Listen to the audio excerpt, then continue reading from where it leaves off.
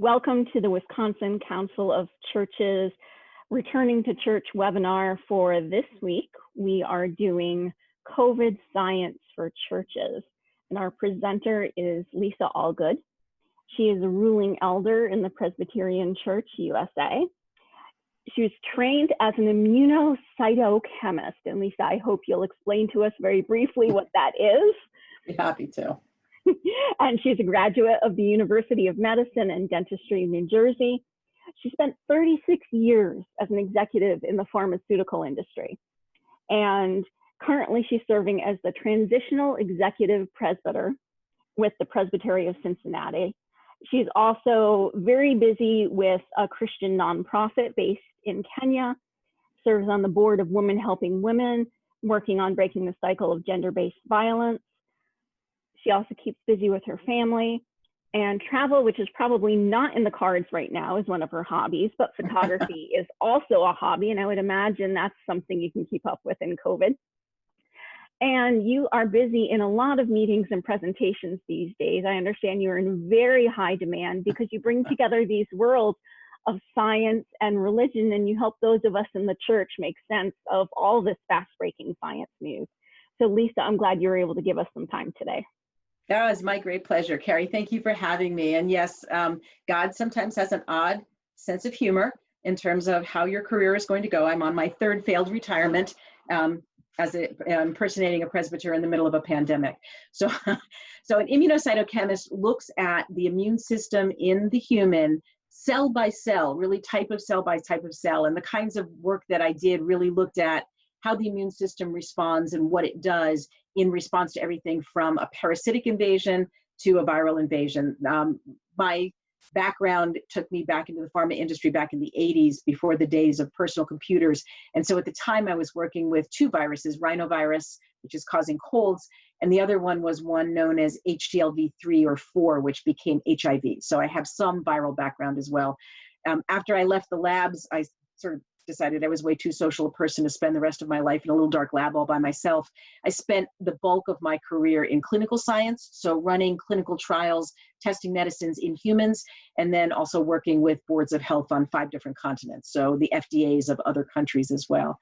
I've been a presbyter for 18 months now, so most of this has been the pandemic, but really what's been interesting is I've been a part of the church and a part of the presbytery as a volunteer for decades. And so I really have a pretty good understanding of how churches work and bringing together the decisions that in the Presbyterian world, sessions and councils have to make about how they operate in an unprecedented time like this. So I want to start a little bit with the virus. I'm going to take about 15-20 minutes and take you through a whole bunch of data and some perspective, and then we'll maybe open it up for questions that my colleagues here are looking for.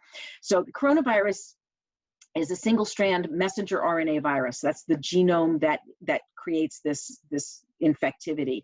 There are other coronaviruses around. 4 different strains just cause colds, minor colds. You've seen 2 pandemics that petered out. One was the SARS pandemic that came out of Singapore. The other was the MERS pandemic that came out of the Middle East. Most of those were more highly fatal, but far less infectious. This virus tends to have 3 times the infectivity of other respiratory viruses. What makes this virus unique is really 2 things. It's highly infectious.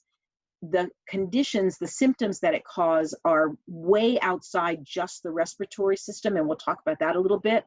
But the really insidious part about this virus is that 40% of the people who get it, this is the most recent data I've been able to find, about 40% of the people who get it show no symptoms at all. So you won't know if you're sitting across the table from somebody who actually could be infecting you, could be infectious.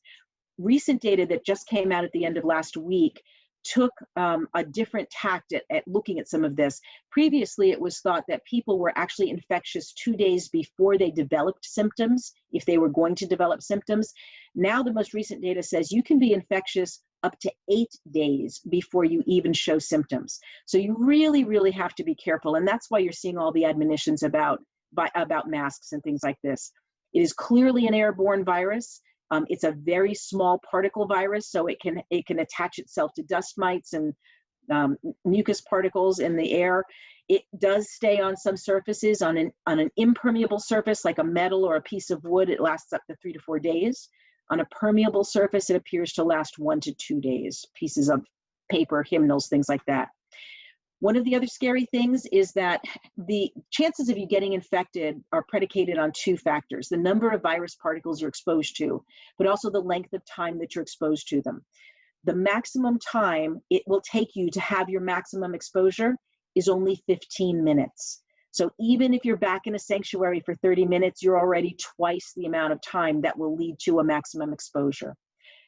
Most of the symptoms that you see, most of the serious medical conditions are age and some predisposition, some underlying medical condition related, but infections are increasing in the young, and yes, children can also be infectious with this virus. Right now, the infection rate in the US is about 15 times the rest of the world, so we do not have this under control in any way, shape, or form. 2 other things that aren't known about this virus, ignore that. We don't know if with very mild disease, if you can get reinfected. That's not known. The immune response, the innate immune response to infection is very weak. The immune system is not doing a great job of clearing the virus. The antibodies don't tend to last very long. They last longer the more symptoms you display. The other thing that's not known is if this virus can become what's called latent. If you think of the chickenpox virus that stays in your body and then later turns to shingles, it's not clear whether or not coronavirus is going to do the same thing. What is clear is this is not going away. This is not going to be SARS. It's not going to be a flu. It's not going to disappear. We're going to be looking at this. Symptoms last. With this virus, this has very long-lasting consequences. 2 months after people are released from the hospital, only 12% are totally symptom-free. You've seen all of the preliminary data about what symptoms emerge: fatigue, fever, respiratory, chest pain, shortness of breath, all of that, cough. But what's not known is that's actually shown to increase stillbirths. So if someone is pregnant and they have COVID, the stillbirth rate goes way up. Most of the people who have significant symptoms have some comorbid condition, some underlying medical condition, and of course, age is absolutely correlated. The fatality rate on this virus, sorry, I know I'm a New Yorker. I talk fast, and I'm trying to get it all out, but I think it's being recorded too. The fatality rate on this virus is much lower than it is on other viruses. The fatality rate for something like Ebola is about 50%. The fatality rate on this virus is about 1%. That's 10 times higher than a flu fatality. But what's scary about this virus is all of the other sequelae that it produces. So for every 1 person who dies, 19 people have to go into the hospital for some significant period of time. That takes a huge toll on medical costs.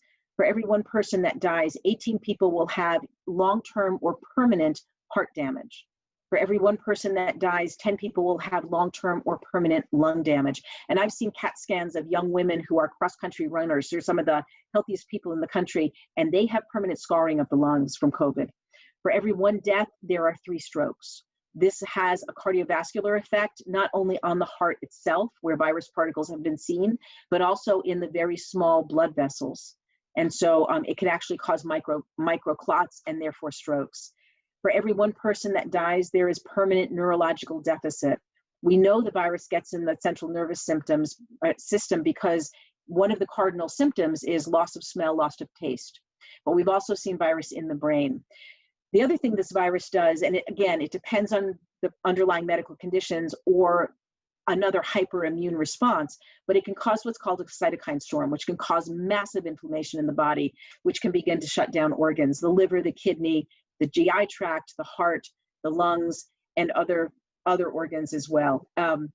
For every 1 person who dies, there is permanent cognitive dysfunction. So it does actually cause hyperimmune response, hyperimmunity, and hyperinflammation in the brain itself.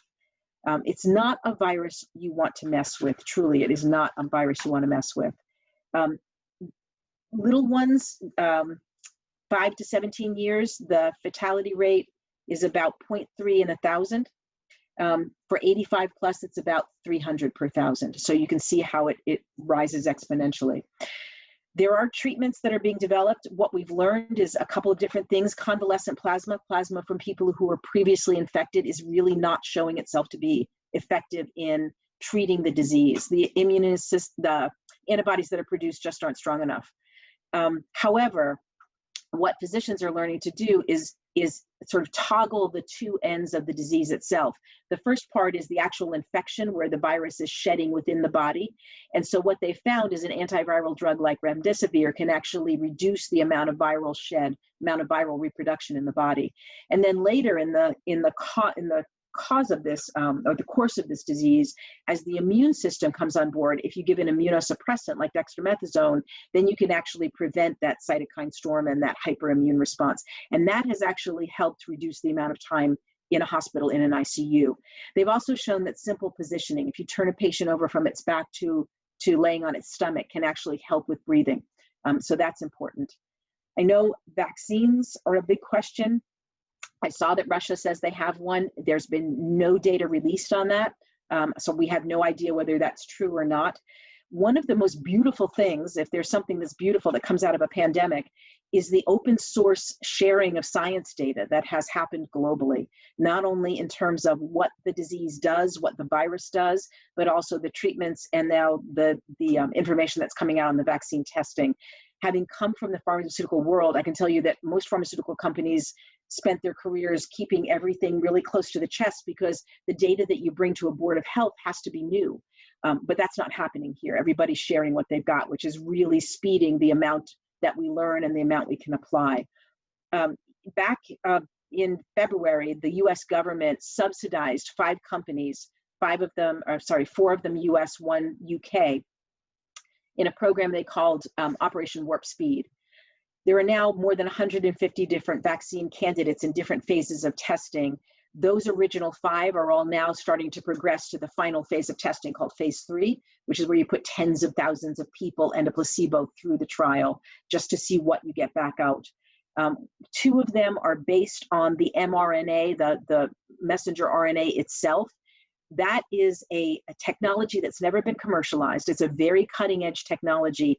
One of the downsides of it is that that vaccine then has to be kept at minus 70 degrees Fahrenheit. So there's some confusion about it. However, the 2 companies, Pfizer and Moderna, have shown really good results. As I mentioned before, that the natural immune response to this virus is very weak. The fewer symptoms you have, the less robust that immune response is. The antibodies don't stick around for more than a couple of weeks, and they tend not to give a lot of immunity after that. The more severe your symptomology, the longer the antibodies respond, but we don't know if it's permanent, and it's unlikely that it is, frankly. So these early vaccine developments are looking both at antibody production, but they're also looking at what it does to what's called T cells in the body, which is part of your natural immune system.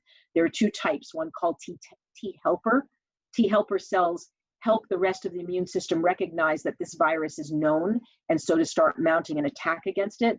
The other are called T killer cells, and they're the ones that actually mount the attack. They're also the ones that are responsible for that hyperimmune response. So these 2 are now in what's called phase 3. So these are now starting their big testing.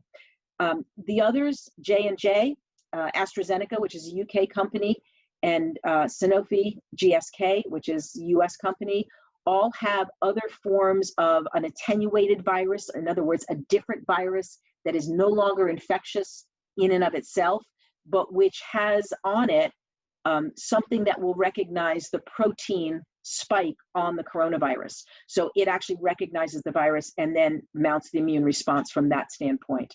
Merck, which is the first company I started with, has a different version of that. There are 2 different kinds of viruses that are used. All of those are now also in phase 3. Novavax has another one. So we're looking at vaccines likely ending their phase 3 trials and starting to get in an expedited manner in front of FDA and other boards of health toward the end of this year. It's not likely we will have a vaccine by the election day, but it is likely we will have a vaccine by the end of the year, early first quarter of 2021. The question then becomes who gets the vaccine. It's likely to be first-line responders, first responders, medical personnel, and those elderly that actually need the vaccine. So most of us on this call probably won't get it until summer of next year at the earliest, as they start to manufacture this. Almost every single one of these companies, though, is taking a huge financial risk in terms of starting to stockpile the vaccine so that there actually will be millions, if not billions, of doses available. I'll do one more thing and then we'll turn it back to churches. Kids are going back to school. You all saw the picture of the crowded hallway in the Georgia school. They have now quarantined 842 people from that one school within 1 week of that picture. So 800 kids and 42 teachers. This is a highly infectious virus. When you put people in a classroom, when you put people in any room and you put them in close proximity, you're going to get spread.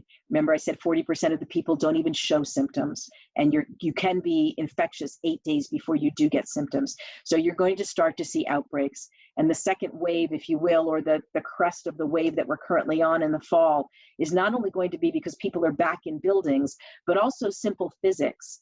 The air that's around you in the winter is dry, and so the particles are smaller, which means they travel faster. In the summer, the particles are bigger because of humidity, they fall faster. So the length of distance that a particle will travel is different spring, summer, and fall. And so we're going to you'll start to see spikes again. That's sort of my spiel. What questions can I answer? That was really helpful, Lisa. One of the questions that we get a lot is about airflow in buildings. We have a fairly low percentage of our member churches that are worshiping in their buildings right now. But folks are thinking about these questions for when they do go back in their buildings. What do we need to know about our ceiling fans, our air conditioners, any windows that open? What sorts of things would be helpful to us in that regard?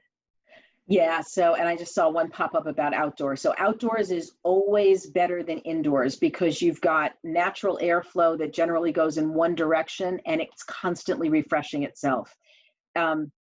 What I say is going to be true for air conditionings and heating. I don't have a whole lot of congregations back either, but those that I do, we basically said, if you need to air condition your sanctuary, do it for 24 hours before anybody gets in the building, turn it off while the congregation's in the sanctuary, and turn it back on afterwards. And I've had people come up to me and say, but I have this really expensive HEPA filter, or I have a UV light. Well, that's great for about the first 10 seconds that the air leaves the air conditioner or leaves the heater. But think about what that air does in a closed space with no open windows and no natural airflow. That air comes down on the congregation and it's spread out and it circulates around. And what you're doing is you're circulating exhaled infectious air if you've got someone who's infectious in there. And then it'll be recycled into the air conditioner, it'll get cleaned, but then it'll do the same thing. And remember, I said all you need is 15 minutes of exposure and you've had your maximum exposure.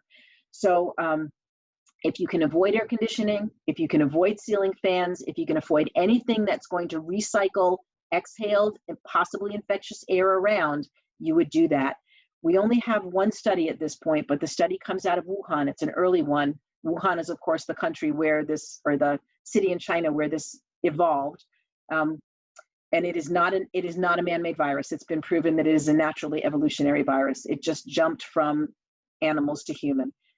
The Wuhan study was a closed restaurant, no natural airflow with an air conditioner, and they literally mapped the one infectious gentleman and all of the 9 people around him who then got infected because this air just circulates constantly. So if you can open windows and get an airflow in one direction, that's much, much better. If you can air condition or heat just to the point where people come in the room and then don't use a fan, so air's not circulating, that's better. Obviously, physically distance at least by 6 feet, if not more. Mask. The other thing we tell people is limit singing. And the reason we tell them that is singing is like 4 minutes of an extended cough. A cough goes out at 50 miles an hour.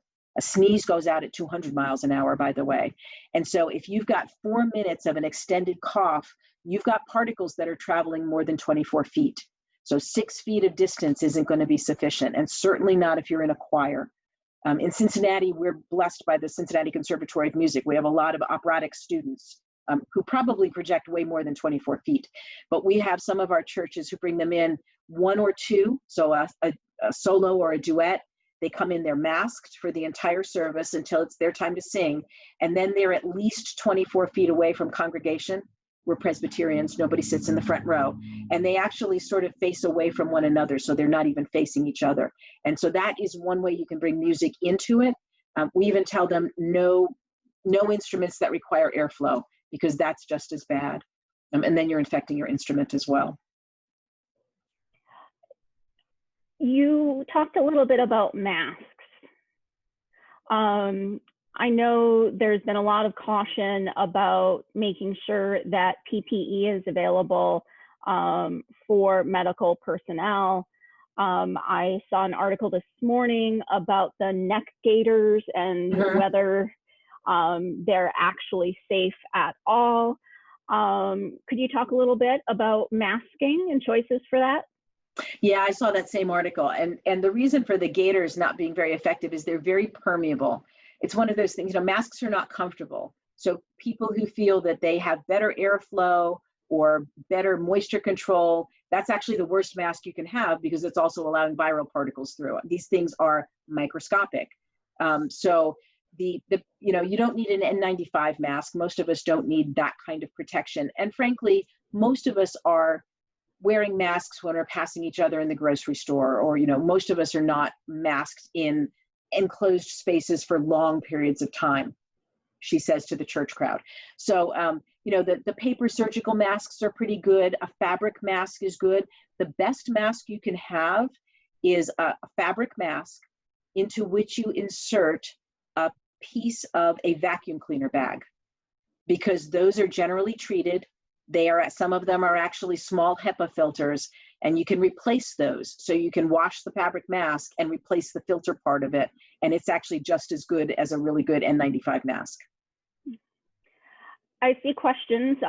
We being church people and all about the sacrament of the leftovers. What about food and food preparation? So food and food preparation, in and of itself isn't bad. What's bad is, or bad being relevant, I guess, or relative. What's problematic is the number of times people touch things, and the number of things that are passed around, the number of rooms that you use in your facility. So if you are having lots of people preparing food in the kitchen, who have also been in the sanctuary, who are now going into a fellowship hall, that's where the spread occurs. The recent spikes we've been seeing really are not the protests for racial tension. I don't know about you guys, but in Cincinnati, they were all masked for that. It's not about the increase in testing. It's actually about the small casual group encounters, wedding showers, church services, weddings, funerals, backyard barbecues. We've had more spikes here in Cincinnati after July 4th than we knew what to do with, and that's why. So, food preparation in and of itself isn't a bad thing. If you're masked, the food is probably fine. The food that has been tested coming out of grocery stores has been shown to be fine. But it's the preparation and the sharing and the community that goes along with that. I see something on here on communion. So we've been telling our churches, limit the number of things that get touched by multiple people or that get touched at all. If you're going to pass communion out, we have, and I have one church that's doing this, they actually pass out the bread with tongs. The servers are gloved and masked. The congregation is masked, and the congregation receives it directly from that person. So the congregation isn't reaching into a plate full of bread. The little cups of juice are also similar, handed out. That's not my favorite way to do it. The best way to do it, honestly, and I know nobody likes them, is the little prepackaged wafer and cup of juice that you leave in the back of the sanctuary as people enter, and they pick it up and they're the only ones that touch it. The same is true of a collection plate, where you used to pass the collection plate around. We've told everybody, leave it in the back, retrain your congregation to leave their tithe, their donation in as they come in, so that nobody but them is touching it. And that's the kind of thing that you want to do. We've told people, even though it's been shown the virus only lasts a couple of days on impermeable surfaces, take the hymnals out. Put the hymns that you're going to sing into a paper bulletin, leave those on the back table, let everybody pick up their own and make them take them home and shred them when they go. So the number of touches, the number of things that get touched, as much as you can minimize that is best. We also say, as if you're opening your sanctuary, limit the number of rooms people can go in. As best you can, if the only room they go in is the sanctuary, that leaves you a lot less to clean and a lot less chances for exposure. We do get a lot of questions about surfaces, and we know churches have a lot of treasured wooden surfaces and things like that, and people are getting very worried about sanitizing, whether they're going to have to hire a professional company, things like that. You mentioned the amount of time that the virus would be active on certain surfaces. Can you talk about just the lengths to which people are likely to need to go to clean when their buildings are in active use? Yeah, again, a lot of this it depends. So if the only room that the congregants are in is the sanctuary, and you've sealed that sanctuary off for the rest of the week, and they're in for an hour or 45 minutes or whatever, and then they leave and you seal that room again for 7 days, you're probably okay. I say that with a little bit of hesitation because I'd still go and clean certain surfaces, but you're probably okay. The more problematic areas are the kitchens and the bathrooms, or if you've got people wandering around the halls, where you really don't know where they've been. So a lot of our churches have opened one male, one female bathroom. They've marked off 6 feet in the hallway, one person in at a time. And there are some kinds of sanitization wipes or alcohol wipes in there. The person who goes in is told to wipe anything they've touched. And then the next person goes in and does the same thing. I have a church that is the oldest Presbyterian church west of the Alleghenies in Cincinnati. It's a gorgeous old church with beautiful carved wood, all done by a local artisan. And somebody goes in there every day with a wipe and wipes it down. And so even though it seats 500 and there's only 50 in there on a Sunday. Mm-hmm.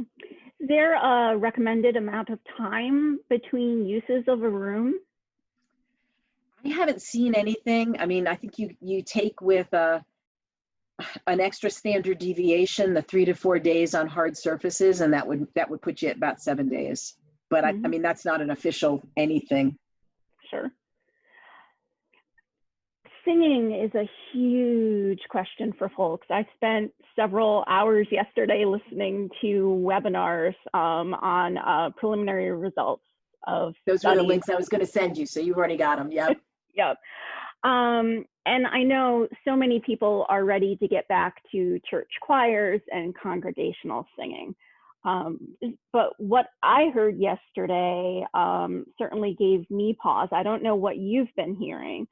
Are you willing to talk about that a little bit? Sure. I would not put a choir together for at least another year. And I can't stress that one enough. That kind of close proximity of that many people with that much expulsion of air, and that, I mean, you can't, if you've got a choir of any size, you can't physically distance 24 feet and really be a choir anymore. Singing with a mask, and I used to sing a lot, is tough. It's hard to get that big intake of air, and it's going to muffle the sound. If singing is important to a congregation, I would leave it to the first verse of your favorite hymns with masks and really not do much more than that. I have one congregation who's literally just humming. That's all they do. And so, like I said, you think of singing as a sustained 4-minute cough. It has a lot of potential for spreading of virus particles. Mm-hmm. I've seen pastors talking about getting plexiglass shields for their pulpits, or talking about using the face shields. Is that a good idea? Is that not worth the money? It depends on who you're trying to protect. So, and it also depends on how small the sanctuary is. Those kinds of shields, whether it's a face shield or the plexiglass shield that you find at the Target checkout counter, they're great at stopping mucus spread. So, because people spit when they speak, it's great at stopping that.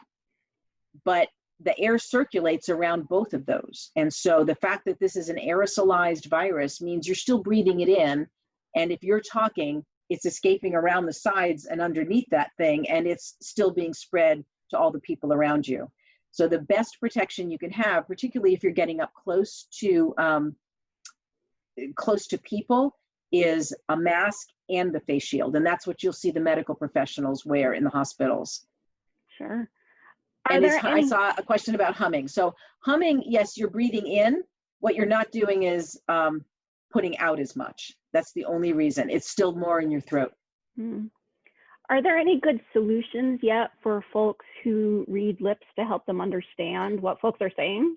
Yeah, it's a really good question. And I know that, so in the states that my presbytery covers, which is Ohio, Indiana, and Kentucky, parts of each of those, the mandates that have been out have allowed for the officiant to not be masked. So whoever is reading scripture, if it's a liturgist or preaching the sermon, they do not have to be masked as long as they can stay physically distant by at least 6 feet. I usually tell people the more you can do than 6 feet, the better. So if you can do 12, if you can do 18, you can do 60 and be microphoned, be amplified, that's much, much better. So that's the only way that we've been able to manage those who are lip reading. If you're much closer than that, or it's a pastor who likes to walk around, they sort of have to stay masked. And that makes it tough. That makes it really tough. Wisconsin's face mask emergency order does allow for the officiant or the liturgist at the time that they're speaking to take their mask off.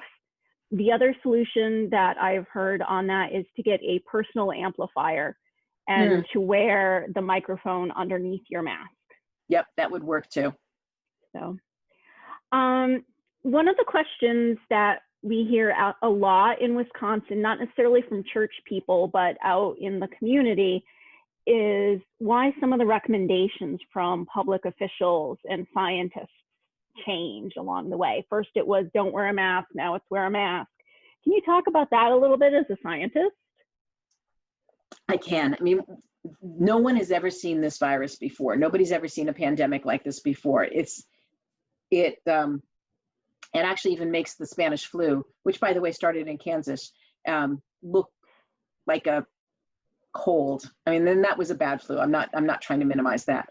I don't have a good answer for why everyone said masks don't work, don't do it early on, except that the US was so unprepared for this that we really did not have enough personal protective equipment for the medical frontline workers. And I sort of think that might have been part of that admonition. But masks work. I have something on my personal Facebook that talks, this young guy with a flamethrower shows how a mask works and how you can get actually to within 2 feet of a person and still block a significant amount of the virus. And so a lot of the change in guidance that has come out and the up and down of this guidance as it still continues to evolve is really twofold. We've never seen this virus before. This is new. We're still learning. The first known exposure was in China on November 24th. So we're not even a year into this yet. The other really is that this is a fluid situation. So as countries and the United States and different states went to try and flatten the curve, people let their guard down. And as things started to open back up, guess what? The pandemic's not going away. And this one is never going to go away. We will be living with this virus for a very long time. And so what we've been telling our sessions here, who are very tired of talking about this, do we open? Do we not open? What do we do if we open? What are the rubrics? What are our decision criteria? And we've got some really great decision trees now in the presbytery that have thought about it, is that this is never going to be a one and done decision, not while this is still out of control. And it is very much out of control. So until we get to a certain level of immunity because of a vaccine in the country, you're going to be dealing with these decisions. In Ohio, Governor DeWine did me a favor. He actually finally came out with a 4-color scheme that is based on 7 key criteria of medical usage and infectivity. And so we pushed that out to the churches and said, here, use this. This is an objective, data-based way to look at how, county by county, how infection is going and what you should be doing. And that way you can determine pretty much on a week-by-week basis, because this data comes out every day, where the county is. The downside of that is So the two highest ones are purple and red and purple. You can be red one week and go to orange the next week and say, hey, we're there, we can open, and then go back to red the week after that. So you're constantly going to have to be juggling these decisions and making them on and off. We do expect that this is going to get worse in the fall. We do expect that this is going to get worse, partly just because of human behavior. People are indoors, they're congregating differently.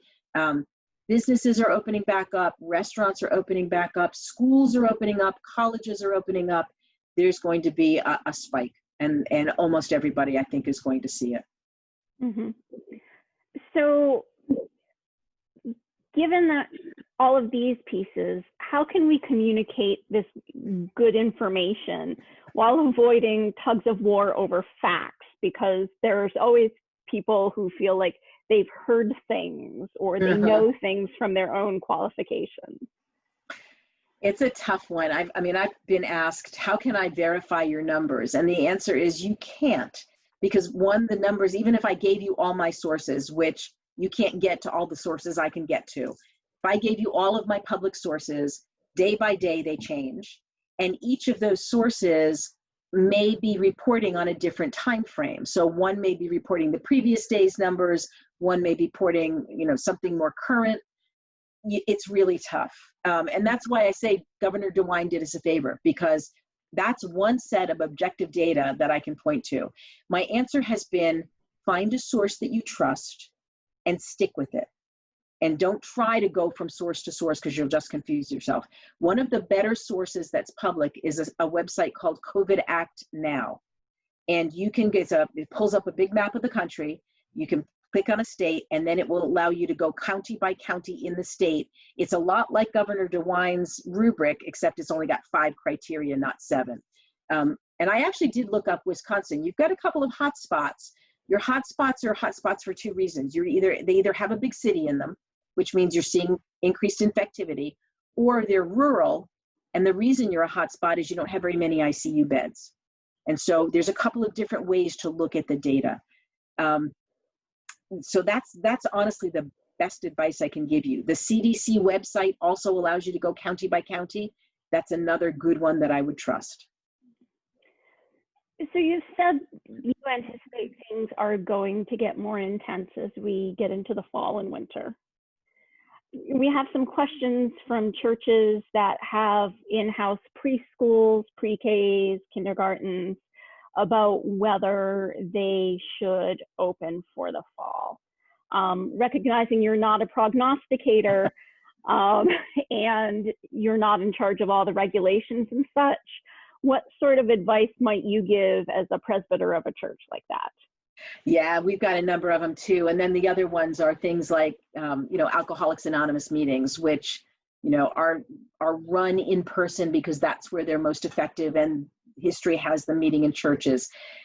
We, at this point, all we can do is take a sort of an organizational bureaucratic approach and say, your first role as a church is, of course, to worship and, to give honor to God, but you have to keep your congregants safe. And so if anything that you do to open up your building to outside groups is going to increase risk in any way, shape, or form to your congregation, that's something you should think twice about. If you can isolate the part of the building that the preschool is in, and you have something in writing from them that says they will follow state mandates, that follow state mandates is a minimum.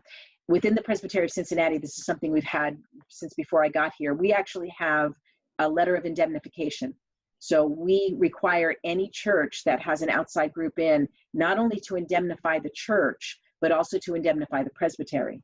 So that, it's only as good as the paper it's written on, but at least they've agreed that they will not hold us responsible should something happen. And we've added COVID to that. There have been increasing reports, and I've not experienced this personally, but I've seen it with some of my colleagues, where insurance companies are now backing off of anything that looks like a COVID claim and are actually saying, we will not cover it. So that indemnification becomes a little bit more important. Again, as much as you can, limit the accessibility to the part of the building that your congregation uses by any outside group. So if you're going to open it up to an AA meeting or a Boy Scout meeting, designate a room for them, make sure that they clean it, make sure that they don't go wandering all over the building, and just leave it that way. And so it's not a very happy answer, because particularly for little kids, I mean, this is the downside of little kids going back to school. You can socially distance them, physically distance them in a classroom where it's in a controlled environment. But as soon as you let them out to play, you can't do that anymore, or they're really not engaging in playing. And 6-year-olds don't understand that they can't go up and hug their best friend, let alone their teacher. So those kinds of just dynamics are really, really tough to control. We've had a lot of conversation as a council staff about the trauma of children's ministries in church. You know, do you encourage people to resume those and realize it's going to traumatize children to see these caring adults and not be able to engage with them in the way that they're used to? Right. Exactly right. And we've said, you know, here we've done 2 things now in the presbytery. You know, Advent is coming up.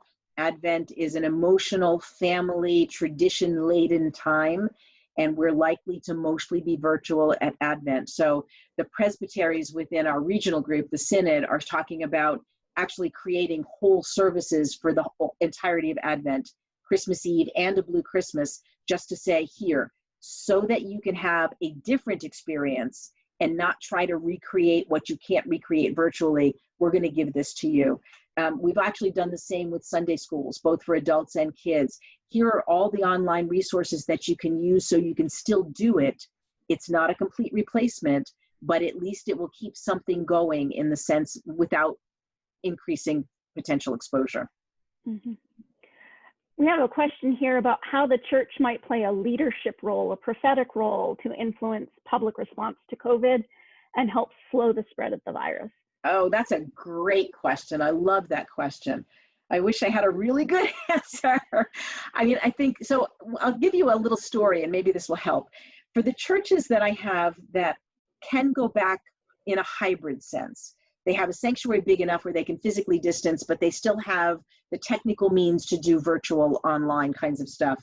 We actually had a long conversation about the first focus of any worship is, of course, God. But the second focus of worship has to be the people online, because they're, one, doing the better Christian witness by staying home and not creating exposure, particularly when there's a spike. But the other reality is, if you ignore them and start to focus back on the people in the sanctuary, it's a little bit like sending somebody to bed while the party's still going on downstairs. And you will lose them. And I had this experience with what I consider my own home church, which is that old historic church.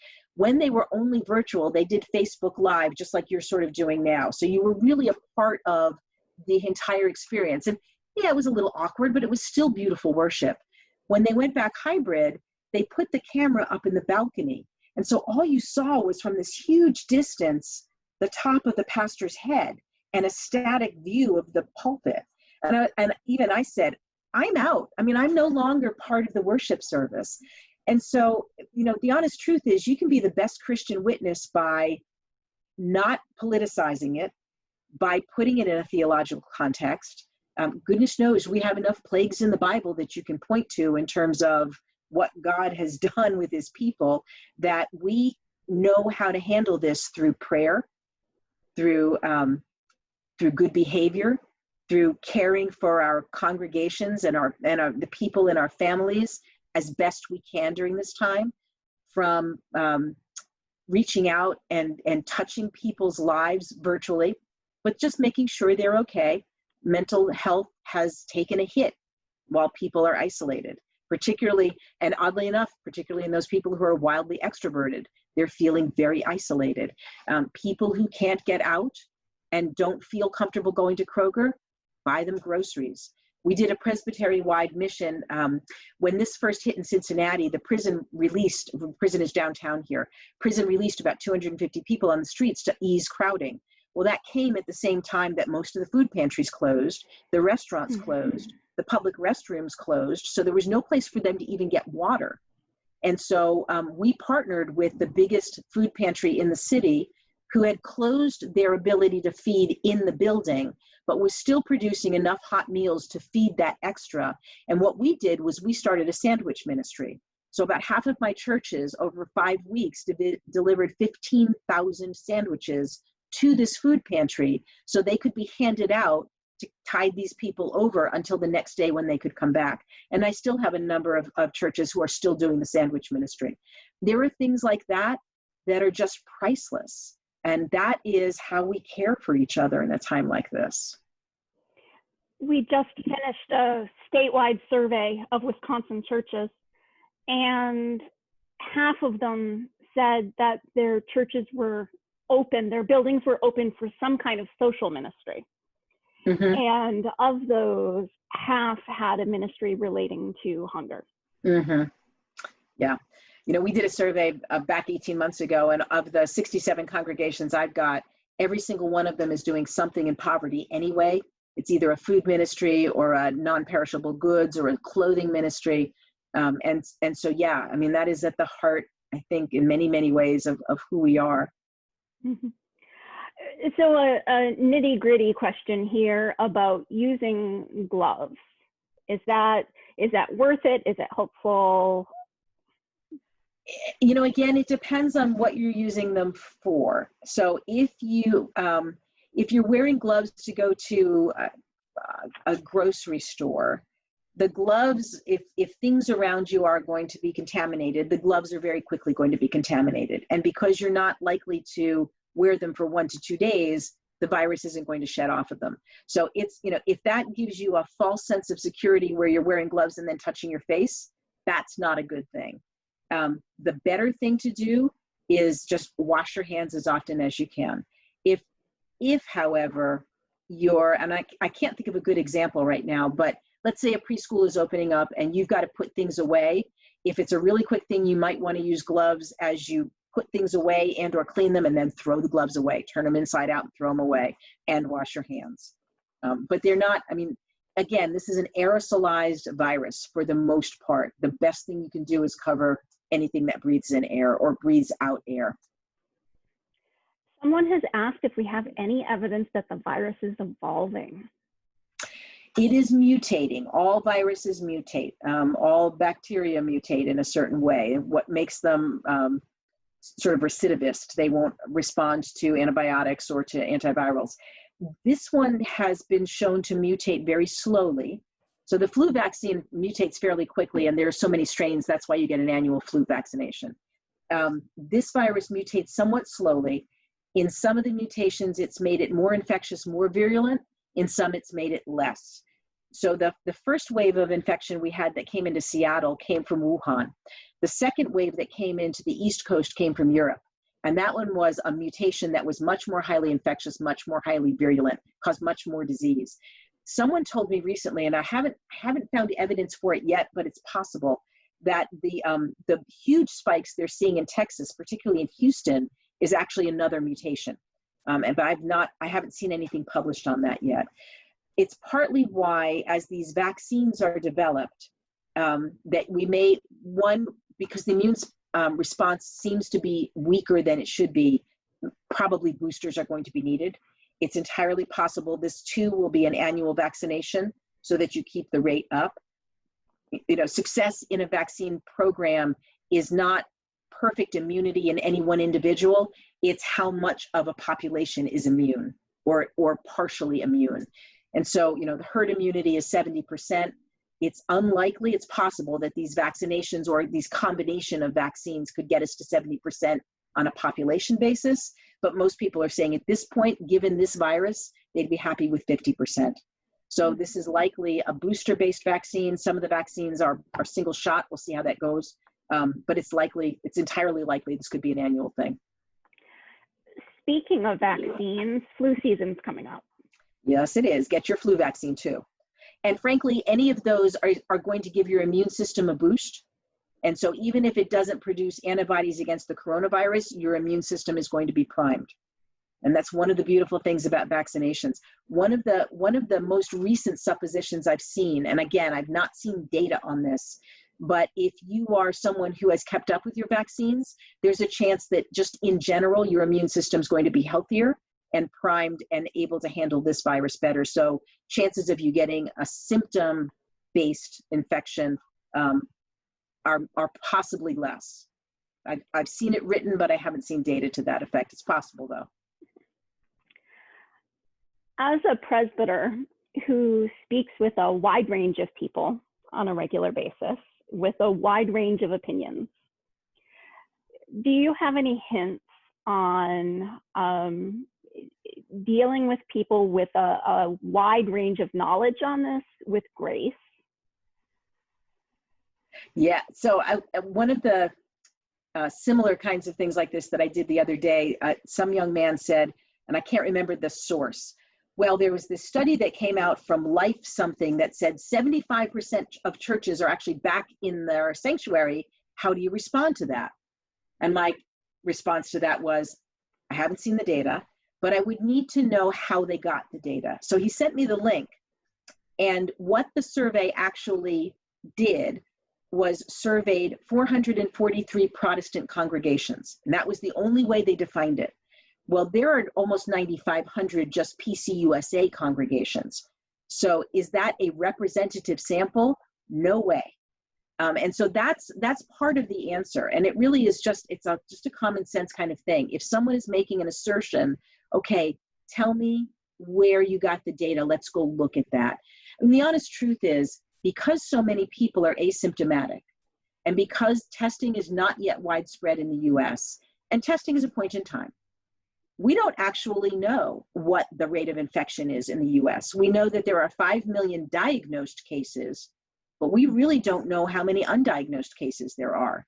We know that there are almost 750,000 deaths, but since we don't know how many people are actually infected, we actually really don't know the fatality rate. And so when you step back from the numbers and you look at this on an epidemiologic basis, on a population basis, there's a whole lot more that we don't know than that we do. And that, those numbers can do one of two things. They can make people distrust all the numbers and then rip their mask off and just say, I'm going to go out and live my life, which is not a great answer. Or it makes them even more fearful because they don't know the answer.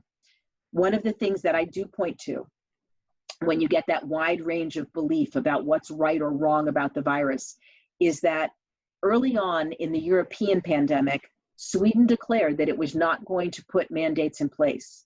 There were no masks, there was no physical distancing, there was no separation, and there was nothing that was issued from the government. They have the highest per capita death rate in Europe, and their own medical system declared that a failure. They were going for herd immunity, but they didn't understand enough about the virus to understand that the immune response is really weak and didn't last. And so what happened was potentially reinfection, but the infection rate got so bad and their hospitals weren't primed for it that people died at a much higher rate in Sweden. So, and I don't like to be the harbinger of doom. I don't like to feel like I'm walking around with a hood and a sickle, a sigh. But this is not a virus to take lightly. This is not one you want to mess with. It's quirky. It's unpredictable. It does different things to the body than a normal respiratory-based virus does. It's highly infectious.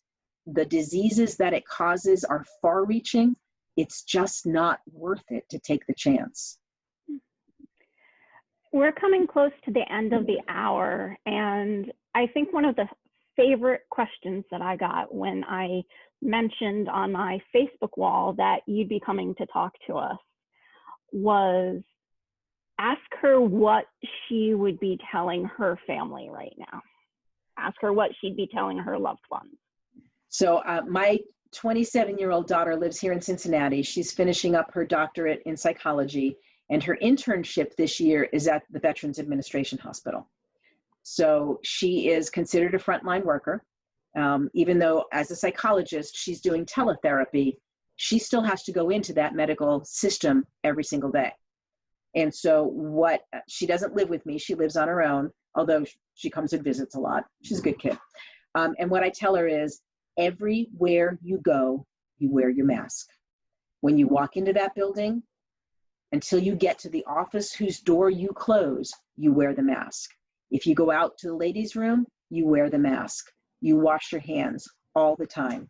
You stay socially distanced. I know you want to go out on a Saturday night with your friends. I'd really think twice about that. That just raises the level of exposure. She also teaches yoga, and she teaches it in a mask.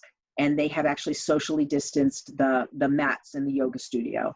So, the same thing that I'm telling you is exactly what I'm telling her. There's no such thing as travel right now. Even if I could, my passport is full and I can't get a new one. So I can't go anywhere. Most of the rest of the world is not accepting Americans right now. My parents are back in New Jersey. I've offered to drive out and stay with them, just stay in their condo, don't go anywhere else. And they've said, no, it's not worth it. And that state would require that I quarantine there for 14 days anyway. So the best thing you can do as best you can is care for one another, shelter in place as best you can, and mask if you go out. Anything I didn't get to that you want to say to us? I think I said it all. Just be safe. I mean, it's not hard. It's common sense. The hard part, I think, comes when it gets politicized and people confuse individual rights with the need to care for the community around them. And so that would be my admonition. We serve a Lord that is loving and graceful to us and faithful in promises, and we owe it to his people to be right that same way back. Lisa, thank you so much for your time. Thank you for doing your roadshow with churches and presbyteries around the country. You are beyond generous with your expertise and with your careful listening to what we need right now. I hope it was helpful. I wish you all God's most abundant blessings. Blessings to you in your ministry, and God's peace to you. Thank you all. Bye-bye. Bye. This has been a Wisconsin Council of Churches Returning to Church webinar. If you're interested in more information, you can visit our website at wichurches.org.